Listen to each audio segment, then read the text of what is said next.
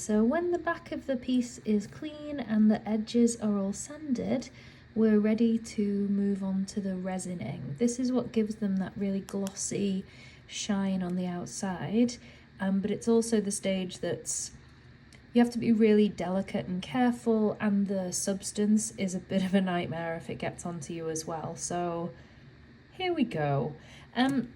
It's really helpful to have a kind of mat like this, like a silicone mat, but if you don't have one, it's okay, as long as you've got something that it wouldn't matter if the resin got onto it. If the resin gets onto wood or carpet or anything like that, it's done. It's not gonna be able to come back from that. So please use something that doesn't matter if it gets on.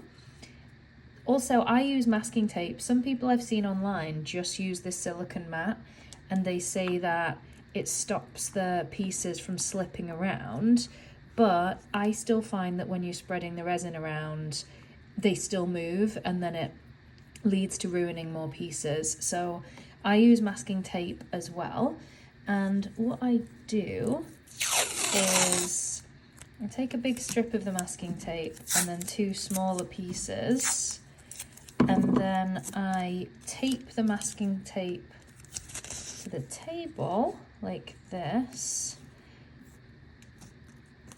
so that I can then stick the pieces to it.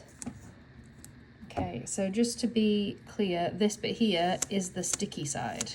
So you want sticky side up.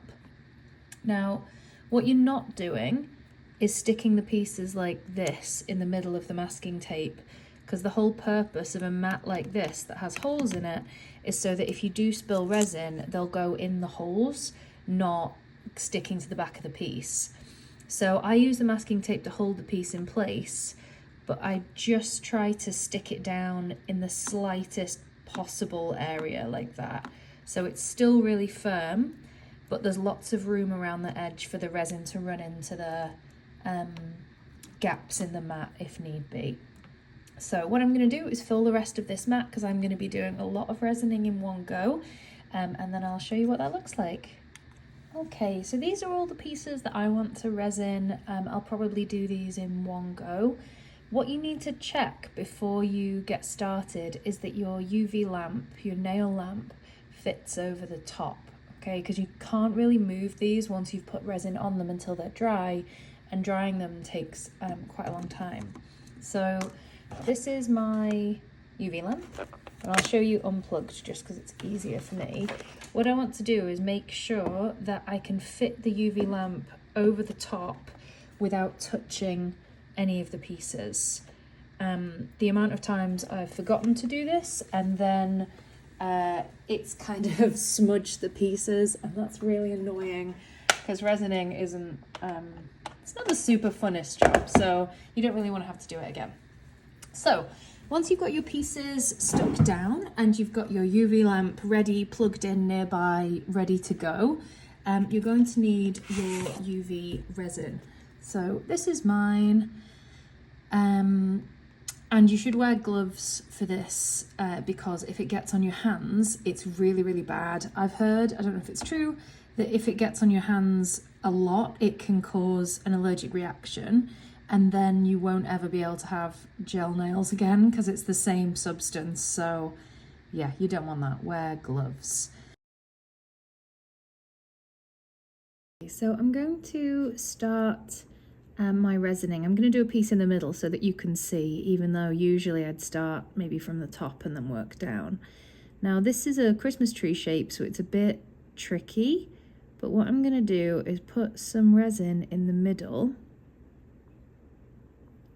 not loads, and then I'm going to take my silicone tool and I'm going to start gently to spread it to the end. Now it's quite thick, this resin, and because of the surface tension at the edges of the piece, it shouldn't dribble over as long as you're careful, but it can dribble over, especially if you put too much on. And if it runs over the edge, you can fix it, but it's kind of probably done. Like, you would have to sand it off, you'd have to cure it first under the light, and then you'd have to sand it down and all that kind of stuff. And I always just find that if I make a mistake, it never looks that good. So I've tried to get to the end of this piece. Oh, forgot the stalk. There we go. Hopefully yours is an easier shape. But as you can see, it might not have quite enough on. So now I've pushed it to the edge, I'm just going to put a tiny drop more. Oh, that might be too much. And then just check I've not missed any pieces. Once you've got the resin on, you're going to need a lighter. And what you want to do is just give it a quick blast over the top with the lighter to pop any bubbles. Now, if you do that for too long, it will make the resin more watery and then it will run off the sides of the piece and then you'll really struggle.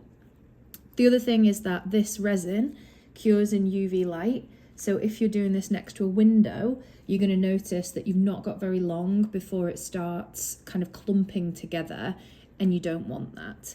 So I'm just going to do a final bubble check. I think we're good.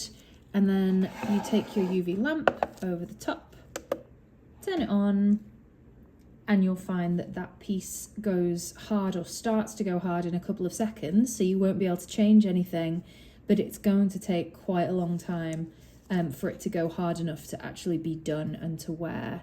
So what I tend to do is do a couple of pieces, get the bubbles out, then I UV them for a minute so that it sets and I'm not going to have any mistakes with it, like dripping, and then I'll do some more and do the same thing and just kind of make sure that that I don't leave them too long not cured, because that could make the resin kind of fall off the sides or whatever. So I've put this on for 2 minutes. I'm just going to leave that on, and then that one's kind of safe, but you can't touch it yet. It's just not going to mess up. It'll take quite a long time for your pieces to be solid enough from the UV curing. It might feel like they're really completely done after a few minutes. However, you really need the top to be hard enough that it's going to keep this nice shiny effect, and it's not going to get dented, or it's not going to be sticky or whatever else. So when you're pretty confident that it's hard and it's dry and it's cooled, which for me usually takes at least 30 minutes, which is a lot of times pressing that button on the machine, you should have something like this that kind of, if I tap my nail on it, you can hear it's quite hard. And also if I press my finger into it, it doesn't take on a fingerprint. It's still really shiny, really hard. You can't burn things in the UV light, so if you press it too many times, it doesn't matter, it just gets harder and harder and harder. You can't go over the top. It's better to do this too much than not enough.